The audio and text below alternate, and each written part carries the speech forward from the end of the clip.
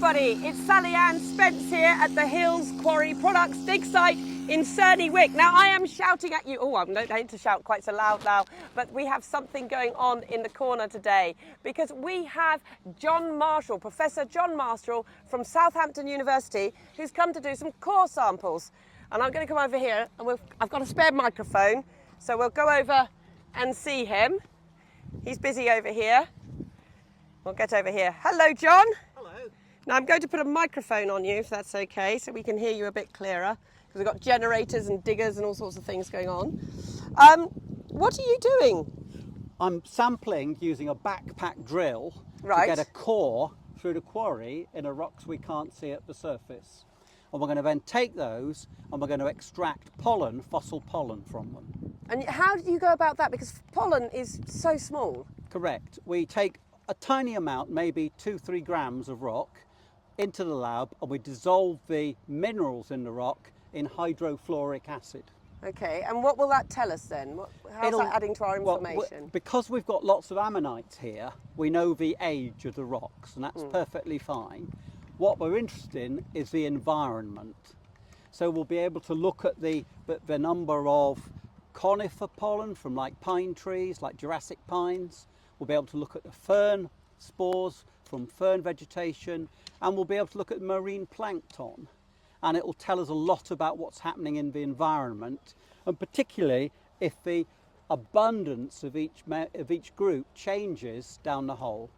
Okay. So we're quite interested to know when the pliosaurs are, plesiosaurs, whether we see it's maybe more marine at that point. Right, okay, and this is a machine you're using to do that. So Yes. how's this working? It's a sort of almost a strimmer or an ice corer, and what it's got is a little petrol engine on the top, and then it just turns this core barrel down there. And we've got a diamond bit on the end, and it takes a cylinder of rock out for us. Okay, so diamond's nice and hard, and that'll help John go through all the rock Yes. that he encounters. Can we have a look? Is it time to pull it out? Yep. Oh, look at this. Sorry, I need an assistant at this point. Oh, make sure I'm out of your way. There we Right. are. Okay. And so it'll be down that end. So I want to try and take this off. There. And you can see it's cut. So just here you There. can see. That'll presumably, will that be warm to touch or anything? Oh yes, I Yeah. wouldn't touch that at the end at all, because it's been rotating quite fast.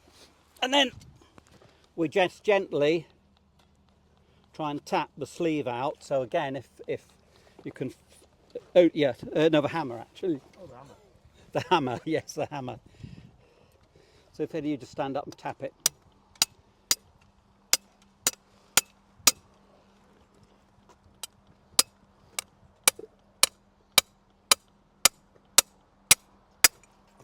There we are. And it's in a plastic tube. It's gone to the other end of the tube. And there it is. Look at that. Right. So you will take this, slithers from this, Yes. and work out a lot more about the environment of the period. It'll be Dave who's doing that.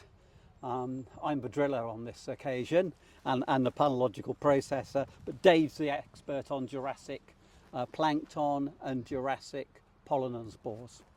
Look at that. Well, I'll tell you what, I'm going to do this then. Dave doesn't know this is happening because this is live recording. Right, Dave. Now you're in charge of this. Dave, could you tell us your full name as well? You ought to have your full name, really. Dave Shaw. There you are, Dave Shaw. Right, Dave, can you tell us then what's the next process, as John was saying? You're going to take that back to the lab. Back to the lab, we'll select samples, small amounts for about 5 grams. It was dissolved in acids, in hydrofluoric to get rid of the silicates, and then in hydrochloric, get rid of any carbonates, nitric acid to get rid of some of the organic material. And what we're left with, once it's sieved at about 10-20 microns, 6 microns.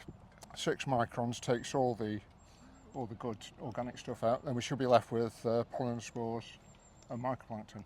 And how do you identify those pollen spores to a plant then, because it's from that period? There are publications that take the pollen spore directly back to the fossil plant, and then there's association of different assemblages within different areas, so we've got a very good idea of what's What happening. goes on? So this is When we've got the vegetation, we can then work on the climate. this is it. So we've got a climatic profile. So this is telling us a lot more about the environment. Everything we've been doing here is finding sort of objects in situ, so your bones and your fossils, all these different things. But understanding the environment those creatures actually live in sort of just expands our knowledge phenomenally. So this is really important stuff that's going on here. Thank you very much, both Yeah, of you're you. welcome. I better leave you to mark that and cap it and do everything you need to do to it. So thank you very much. Keep watching our videos for more updates and finding out what's going on here in the quarry. And the hashtag is TussForce.